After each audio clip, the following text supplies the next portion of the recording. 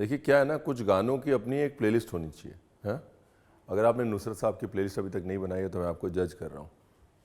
वैसे ही कुछ डिशेस की भी अपनी एक प्लेलिस्ट होनी चाहिए, छोलों की अपनी एक प्लेलिस्ट होनी चाहिए है। अलग से सिर्फ छोलों की रेसिपीज़ की एक किताब हो सकती है। और ऐसी ही एक मस्त छोलों की रेसिपी लेके आया हूँ मैं, जो उस किताब की पहली 3 रेसिपीज़ में तो आएगी ही आएगी है। पालक छोले।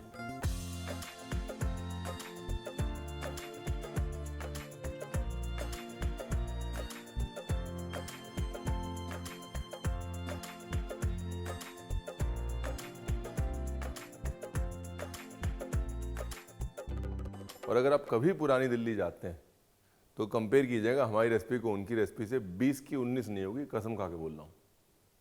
म्यूजिक के उस पार। Rolling and action.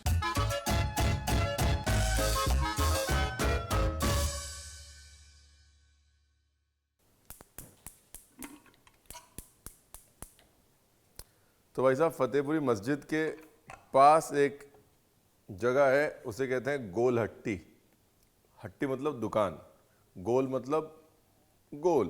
वो गोल हट्टी इसलिए बिकॉज कॉर्नर शॉप है, तो ऐसे घूम के गोल हो जाती है। तो वो जो है कुल्हड़ में देता है ये पालक छोले। और अगर वो पालक छोले खा के आपका दिमाग खराब नहीं हुआ तो मैं मूंछें मुंडवा लूँगा, इन अ गुड वे। ट्राई ज़रूर कीजिएगा। तो आज की डिश जो है वो गोल हट्टी के पालक छोले से इंस्पायर्ड है, ठीक है। कॉन्टेक्स्ट भी मिल गया। छोले बनाने के लिए आपको चाहिए भीगे हुए छोले। ये रहे जी भीगे हुए छोले, जिसको हमने 8-9 घंटे कम से कम भिगोया है। अभी क्या है कि नहीं, इसका तो कोई शॉर्टकट नहीं है। अभी घी लिया है मैंने और ये छोले डाल दिए। अभी एक मलमल के कपड़े में चाय की पत्ती, ये लो जी, ये बड़ी इलायची, काली मिर्च, लौंग, इसका बना लो एक बंडल एंड हेयर यू गो।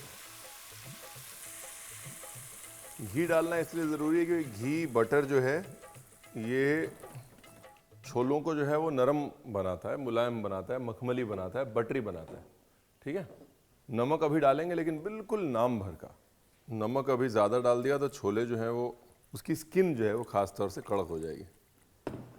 तो वो वाले मसाले जो आप निकाल नहीं सकते, मुश्किल होगी, वो थैली में डाल दीजिए और तेज पत्ता ऐसे ही डाल दीजिए। और क्या डालता हूँ मैं, सूखी लाल मिर्च। छोलों की प्लेलिस्ट तो वैसे हमारे इसमें भी बनने लायक तो हो गई है। 15-20 रेसिपी तो हमने भी डाल दी है। किताब के लायक नहीं हुई है अभी, लेकिन प्लेलिस्ट के लायक तो हो गई हमारी रेसिपीज।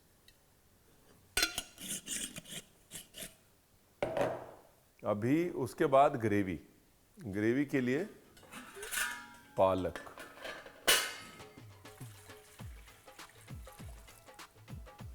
जो ये बहुत मोटी मोटी डंडियां है ना, वो काट लेनी है। ये पत्ते यूज होंगे।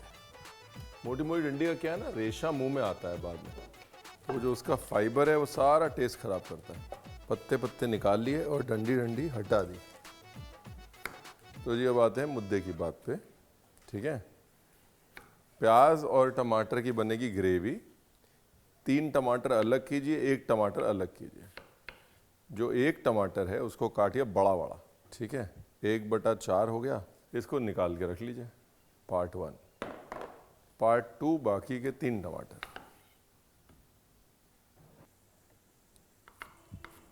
पालक जो है उसमें एक नेचुरल कड़वाहट होती है, ठीक है जी। तो कड़वाहट को मारने के लिए खटास हमेशा काम आती है। तो यहाँ पर टमाटर ज़्यादा इस्तेमाल इसलिए हो रहे हैं बिकॉज पालक की कड़वाहट को एक बैलेंस चाहिए। बात सिर्फ इतनी सी है, टाइम वेस्ट नहीं करना। और 4 प्याज लिए मैंने। तो अगर चूल्हे पे कुछ पक रहा है तब तक कटिंग चॉपिंग कर लेते हैं। अगर कटिंग चॉपिंग हो रही है तो चूल्हे पे कुछ ना कुछ होना चाहिए। एक साथ अगर किचन में आप अपना काम ना कर रहे हो और गैस अपना काम ना कर रही हो तो कुछ गड़बड़ है। पानी उबल गया जी।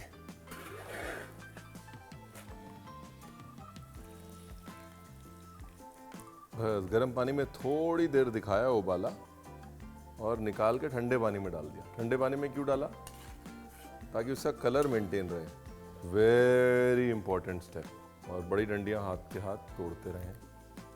आप याद करेंगे जब बनाएंगे ना, और जब बड़ी डंडियां आएंगी बीच में, तो आप रणवीर की हर एक बात याद करेंगे। तो बेचारा बोलता बोलता रह गया, और आपने जो है वो रेशे रेशे वाला पालक पनीर या पालक छोले बना दिया। बेसिकली गर्म से गर्म पानी में उसको उबालना है और ठंडे से ठंडे पानी में उसको शॉक करना है। तो आपका कलर मेंटेन रहेगा, पालक की पौष्टिकता न्यूट्रिशन मेंटेन रहेगा, और फिर आपकी सेहत मेंटेन रहेगी। यही इसकी मोनोपोली है साहब। तो बेसिकली सबसे बड़ी गलती नहीं, ब्लंडर है कि आप पालक को उबालने वाले बर्तन में खाना पकाना शुरू कर दें बगैर उसको धोए। कीरक जो है ना, रेत जो है, मिट्टी है, वो हमेशा होगी उस बर्तन में। जितना मर्जी आपने पालक धोया हो, जितना मर्जी कोई आपको कह दे कि पालक बड़े अच्छे से धोया है, लेकिन इस वाले पानी के नीचे भी और उबलने वाली पानी के नीचे भी मिट्टी होगी ही होगी। मुझे मुंडवा लूँ अगर नहीं हुई तो।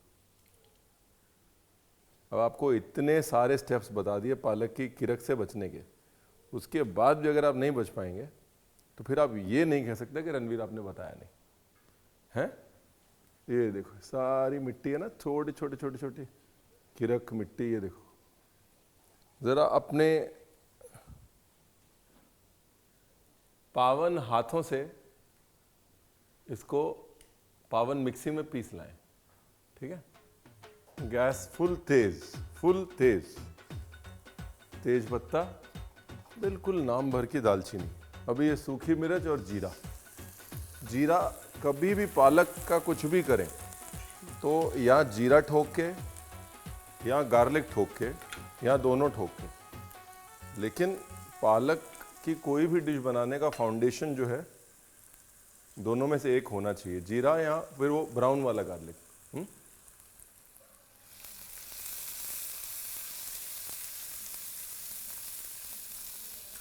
ये बड़ा वाला चूल्हा तो है नहीं रणवीर बरार, तो इंतज़ार तो करना पड़ेगा। कुकिंग जो है वो मेरे जैसे बेसब्रे आदमी को भी सब्र सिखा देती है?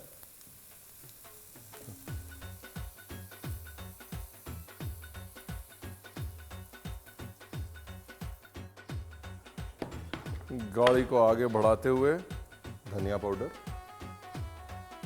देगी मिर्च, थोड़ा सा जीरा पाउडर, थोड़ी सी हल्दी, पार्ट 2 अदरक लहसुन पेस्ट, पार्ट 3 नमक। और ये सारा काम जब प्याज पूरा पक जाए तब होना चाहिए। मतलब एटलीस्ट 90% प्याज आपको पका लेना है, उसके बाद ये सब करना है। बिकॉज एक बार अदरक लहसुन का पेस्ट चला गया तो प्याज को ज़्यादा कुक होना और पकने को मिला के जो नया शब्द आज बना है वो है पुकना। प्याज को ज़्यादा पकने का वक्त नहीं मिलेगा, basically moral of the story है। डन। अभी टमाटर को पकाएंगे। प्याज को ब्राउन किया, मीडियम ब्राउन, हाँ मीडियम ब्राउन करके उसके बाद अदरक लहसुन का पेस्ट डाला। कम ब्राउन नहीं करना है, ज़्यादा ब्राउन नहीं करना है। ये मसाला इस डिश की मोनोपोली है, इसलिए गड़बड़ नहीं करनी है इस मसाले में, ठीक है। उसके बाद आपने मेरे को ला के देनी है वो पालक, जिसको आपने ले जाके अपना घर बसा लिया, वो जो पेस्ट करने के लिए दी थी आपको। आ गई भाई पालक, आ गई पालक, आ गई। अब देखिए टमाटर को मैंने ज़्यादा नहीं पकाया, ये मोनोपोली है इस चीज़ की। टमाटर को ज़्यादा नहीं पकाना है, थोड़ा थोड़ा खड़ा रहने देना है, और उस स्टेज में पालक डालनी है, क्योंकि टमाटर की खटास का उपयोग करना है ना पालक की कड़वाहट को मारने के लिए, याद है। अभी इस मसाले और पालक की भुनाई is the main story of this dish. Beautiful. ये लो एकदम मस्त गले, देखो। एक दो कटिंग रह गई, वो भी निपटा देते हैं। सबसे पहले तो धनिया की डंडी, जिसको कि साथ में भून देंगे। उसके बाद पनीर,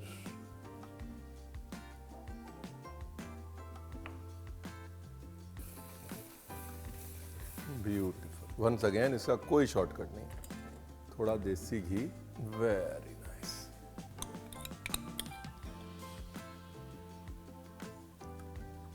वंस अगेन पालक जो है वो रूखी होती है, वो बहुत घी खपा लेती है अपने अंदर, तो इसलिए कंजूसी ना करें, सब खपा लेगी पालक। रूखी और भूखी होती है घी की। अभी ये गरम पानी, जो भी ये पालक छोले होते हैं ना, इसकी ग्रेवी जो है पतली ही रहती है, इसकी मोनोपोली यही है। तो इसके लिए पानी डाल के पहले तो ग्रेवी पतली करनी है। ये हो गया पॉइंट नंबर 1। अब इसको उबलने देना है।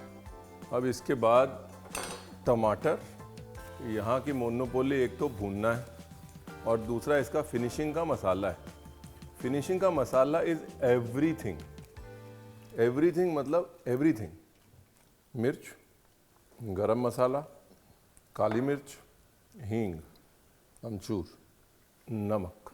अब ये मसाला अभी डालना है क्योंकि मसाले को भुनने देना है। थोड़ा नमक मैं इसलिए भी डालता हूँ कि नमक की वजह से मसाले में लम्प्स नहीं पड़ते। ये एक और ट्रिक बता दी मैंने आपको बातों ही बातों में।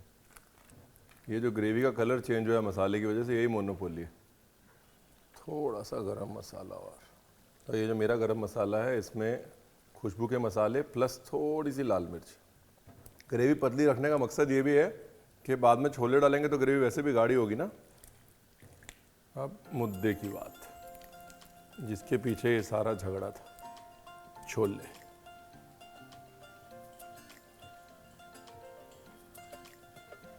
और ये क्या जी, पनीर।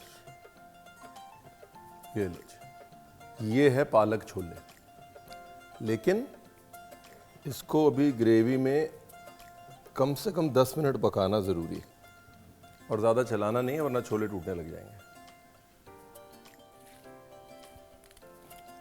ये लो जी, ऊपर तड़का लगाना ऑप्शनल है, लेकिन अभी क्या है कि टीवी के लिए, कैमरा के लिए चीज़ों को सुंदर दिखाना तो ज़रूरी है। थोड़ा चॉप जिंजर, गार्निश की तैयारी करनी है ना।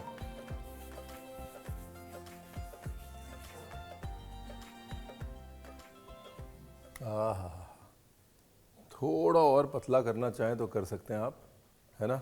गोल हट्टी वाले थोड़ा पतला होता है मामला। ये लो घी,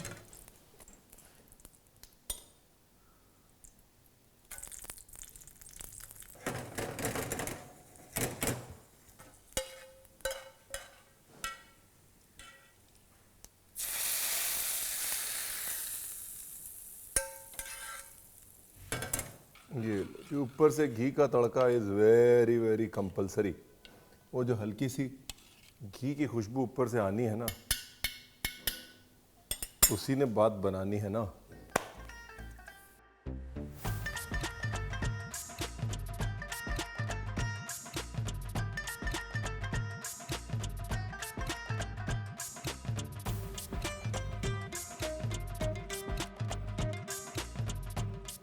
जैसा मैंने कहा, ग्रेवी और पतली हो सकती है।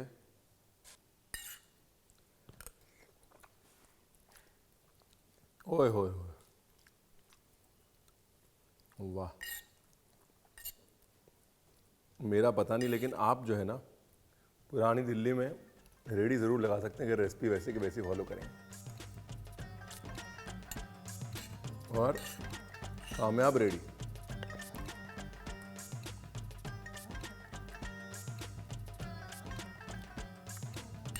और कुछ नहीं यहाँ देखने के लिए, बाकी देखना है तो खुद बनाइए।